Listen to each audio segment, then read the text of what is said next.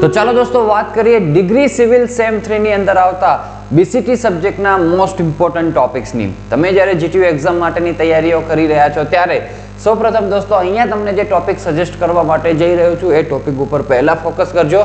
એના પછી દોસ્તો બીજા બધા ટોપિક્સનું પણ ઓવરવ્યૂ તમે પ્રાપ્ત કરજો. તો લેટ સ્ટાર્ટ કરતે હૈ શુભ શરૂઆત. તો સૌપ્રથમ દોસ્તો આપણે ચેપ્ટર નંબર 1 થી શુભ શરૂઆત કરીએ તો ઓબ્જેક્ટિવ્સ ઓફ એક્સપ્લોરેશન તૈયાર કરો.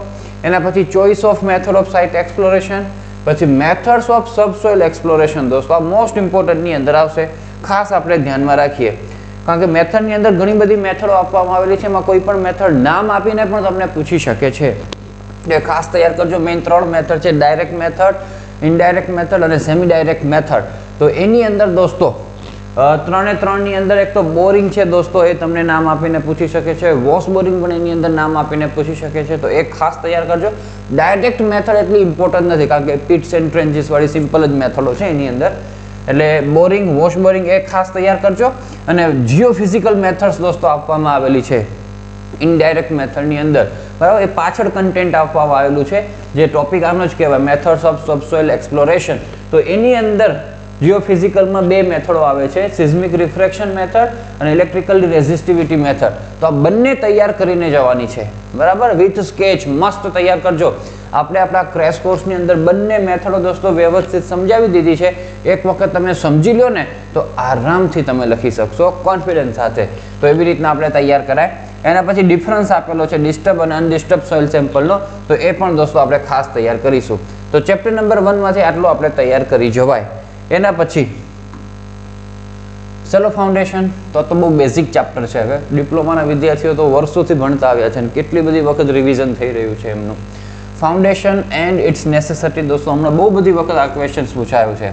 પછી ટાઈપ્સ ઓફ ફાઉન્ડેશન, સેલો અને ડીપ ફાઉન્ડેશન છે, એ બંનેનો ડિફરન્સ તૈયાર કરી જાઓ.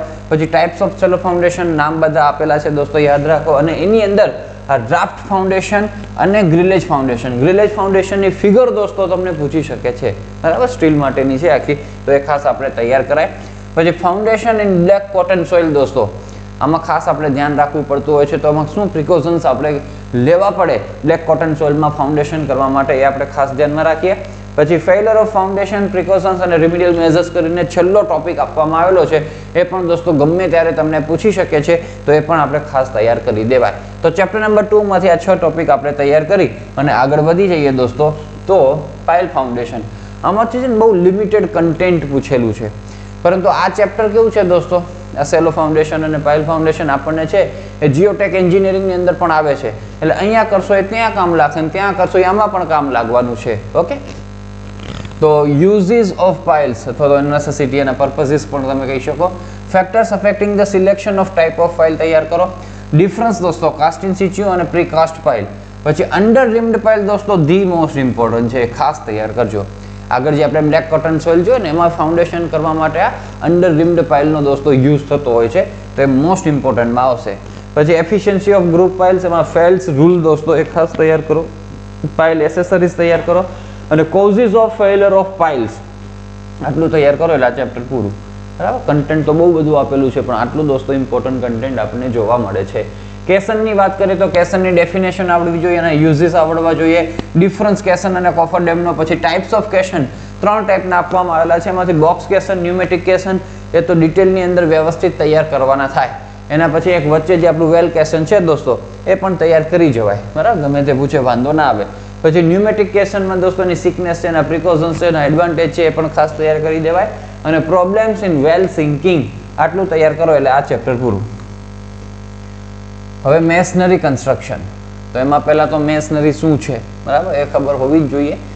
પછી ટેકનિકલ ટર્મ્સ દોસ્તો, કેટલા બધા ટેકનિકલ ટર્મ્સ તમને આપવામાં આવેલા છે અને યાદ રાખજો આ બીસીટી સબ્જેક્ટની અંદર આના આગળ પણ દોસ્તો જે બધા ચેપ્ટરો છે એની અંદર પણ જે તે ચેપ્ટરના ટેકનિકલ ટર્મ્સ તમને આપવામાં આવેલા છે અને કોઈકને ને કોઈકને તો પૂછાશે જ, બરાબર. તો આમાંથી તમારે તૈયાર કરવા હોય અને આની અંદર જે પછી અંદરનું કન્ટેન્ટ આવે છે ને દોસ્તો, એ કન્ટેન્ટ પણ સમજવા માટે આ ટેકનિકલ ટર્મ્સ જો તમારા દિમાગની અંદર હોય ને તો એ સારું પડતું હોય છે. ઓકે, તો આ બધું કરાય. Stretcher, header, header course, stretcher course, bed, closer, queen, closer, king, closer, frog, quoins, jambs, reveals, cornice, corbel અને કોપિંગ, બરાબર. એટલે આપણે ખાસ તૈયાર કરો, જોઈ જાઓ દોસ્તો શું કહેવા માંગે છે આ ટેકનિકલ ટર્મ્સ.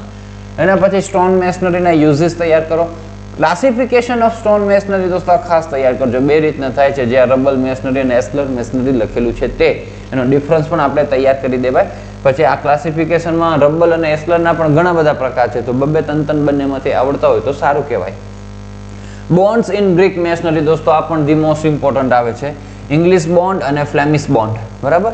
તો એમાં પણ સ્કેચ સાથે તૈયાર કરજો અને ફીચર્સ પણ આપેલા છે, ખાસ તૈયાર કરજો.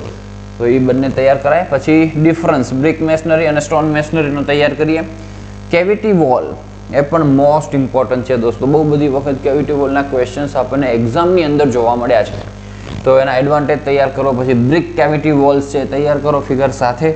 Precautions during cavity wall construction છે તૈયાર કરાય. અને લિન્ટલ દોસ્તો, બરાબર. લિન્ટલ વસ્તુ શું છે, એના વેરિયસ ટાઈપ્સ બધા યાદ રાખો. ને એમાં આરસીસી લિન્ટલ, બરાબર. અત્યાર સુધી આરસીસી લિન્ટલ જ પૂછ્યું છે ને આરસીસી છજ્જા, બરાબર, કેન્ટિલીવર છજ્જા, એની પણ સ્કેચ તમને પૂછવામાં આવી છે, તો એ આપણે દોસ્તો ખાસ તૈયાર કરીએ. ઓકે.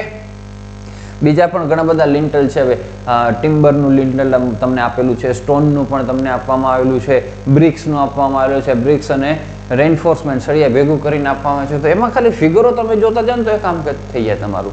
હા, આરામથી તમારી ફિગર સ્કેચ પણ તૈયાર થઈ જાય. અને એવું ના હોય કે જેવી ને જેવી સ્કેચ ફિગરમાં છે એવી ને એવી ડિટ્ટો ટુ ડિટ્ટો ડ્રો કરીએ.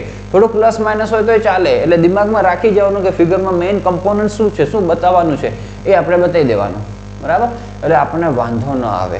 તો આ રીતના આપણે ખાસ તૈયારીઓ કરીએ. એના પછી વોલ ફિનિશિસ દોસ્તો, એમાં પ્લાસ્ટર, પોઇન્ટિંગ અને પેઇન્ટિંગ, આ 3 P ની વાત કરવામાં આવેલી છે. એમાં પહેલા જ કીધું પેઇન્ટિંગમાંથી કોઈ ક્વેશ્ચન્સ દોસ્તો અત્યાર સુધી એક પણ પેપરમાં નથી પૂછાયો, એટલે આપણે એને આઈએમપી ની અંદર અહીંયા સમાવેશ નથી કર્યો. પ્લાસ્ટર દોસ્તો શું છે, એની requirements, types of mortars for plastering, methods of applying cement plaster, defects in plaster દોસ્તો હજુ પૂછાયું નથી પણ ગમે ત્યારે પૂછી શકે. આ પોઇન્ટિંગ શું છે દોસ્તો, એના ટાઇપ્સ અને ડિફરન્સ, પ્લાસ્ટરિંગ અને પોઇન્ટિંગ આ ખાસ તૈયાર કરી જવાનું, બરાબર. એટલે આટલું વોલ ફિનિશિસની અંદર દોસ્તો આપણને આ જોવા મળશે.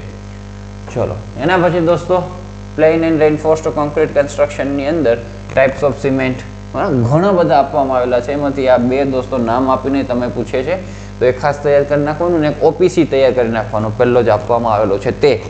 ચલો, એના પછી વર્કેબિલિટી દોસ્તો શું છે, એની ડેફિનેશન જ તૈયાર કરજો. વર્કેબિલિટીના ટોપિકની નીચે તો ઘણું બધું સમજાવેલું છે. પછી 3 ડેફિનેશન તમને આપવામાં આવેલી છે, એમાંથી એક ડેફિનેશન તૈયાર કરવાની થાય. એ ડેફિનેશન તૈયાર કરો અને એના ફેક્ટર અફેક્ટિંગ તૈયાર કરી જવાય. પછી એના દોસ્તો છે ને ટેસ્ટ પણ આપવામાં આવેલા છે, વર્કેબિલિટી મેઝર કરવા માટેના ટેસ્ટ. તો એના પણ નામ યાદ દોસ્તો આપણે રાખી જઈએ, બરાબર. તો આપણે સારું રહેશે. બાકી સ્લમ્પ ટેસ્ટ ને એવા બધા ટેસ્ટ આપવામાં આવેલા છે. તો ડિપ્લોમા કરીને જે વિદ્યાર્થીઓ આવે છે એમને તો ખબર જ હશે સ્લમ્પ ટેસ્ટ શું છે, બરાબર. તો એ કદાચ બાય ચાન્સ પૂછાઈ જાય તો એ વાંધો નહીં. આખું ચેપ્ટર દોસ્તો આપણે ડિપ્લોમાની અંદર હતું કોન્ક્રીટ ટેકનોલોજીમાં. ચલો, એના પછી વોટર સિમેન્ટ રેશિયો, પછી ડિફરન્સ, કાસ્ટ ઇન સિચ્યુ અને પ્રીકાસ્ટ કન્સ્ટ્રક્શન. આ નવું દોસ્તો છે ને, આમાંથી ક્વેશ્ચન બનવાના ફૂલ ચાન્સીસ છે. 3D કોન્ક્રીટ પ્રિન્ટિંગ, 3D પ્રિન્ટિંગનું કામકાજ, એના એડવાન્ટેજ તૈયાર કરો અને એપ્લિકેશન આપણે તૈયાર કરવી જોઈએ, તો આપણે મસ્ત કામકાજ થઈ જાય. આપણા લાઈવ ક્લાસીસની અંદર જે અત્યારે ક્રેશ કોર્સ ચાલી રહ્યો છે એની અંદર દોસ્તો આપણે આના વિડીયો બતાવીને પણ સમજાવેલું છે કે એકચ્યુઅલી 3D પ્રિન્ટિંગ કામ કેવી રીતના કરતું હોય છે, લેયર બાય લેયર. તો એ વ્યવસ્થિત જોઈ સમજીને તમે તૈયાર કરો તો થિયોરિટિકલ કન્ટેન્ટ તૈયાર કરવાની પણ આપણને મજા આવે. તો હજુ પણ જે કોઈ વિદ્યાર્થીઓને ક્રેશ કોર્સની અંદર જોડાવવું હોય તો મોસ્ટ વેલકમ દોસ્તો, પ્રેમથી જોડાઈ શકો છો. અમૃત ક્લાસીસ એપ્લિકેશન તમે ડાઉનલોડ ન કરીએ તો ડાઉનલોડ કરો. એમાં સ્ટોર સેક્શનની અંદર જઈ અને ક્રેશ કોર્સ છે આપણો ડિગ્રી સિવિલ સેમ 3 નો, એ પ્રેમથી જોઈન કરી શકો છો. એમાં મોસ, જીઈ, બીટીપી, બીસીટી બધા જ સબ્જેક્ટના દોસ્તો છે એ લાઈવ ક્લાસીસ ચાલુ છે. અને જે લોકો અત્યાર સુધી લાઈવમાં નથી જોડાઈ શક્યા તો અમને રેકોર્ડેડ લેક્ચર્સ પણ એના અવેલેબલ થઈ જવાના છે. તો રેકોર્ડિંગ્સ પણ મળશે અને લાઈવ ક્લાસનો પણ લાભ મળશે. તો એ લાભ તમે પ્રેમથી પ્રાપ્ત કરી શકો છો. Formwork, requirements of good formwork, formwork for RCC column, slip formwork દોસ્તો, એના એડવાન્ટેજીસ, યુઝ, આ બહુ બધું ડિટેલમાં આપેલું છે. તો સ્લીપ ફોર્મવર્કનો પહેલા બેઝિક કન્સેપ્ટ જોઈ લેવાનો, પછી એના એડવાન્ટેજ અને યુઝિસ જોઈ લેવાનો, એટલે વાત થાય પૂરી, બરાબર. પછી causes of failure of false work, આટલું તૈયાર કરો એટલે ચેપ્ટર પૂરું થાય. એના પછી ડોર્સ એન્ડ વિન્ડોઝ, એક તો location of doors and windows, technical terms, એની અંદર જો ઘણા બધા આપેલા છે ને, સાથે સાથે ને components of door, any sketch દોસ્તો આપણે ખાસ તૈયાર કરવાની થાય. 2-3 વખત પૂછાઈ ગયેલી છે.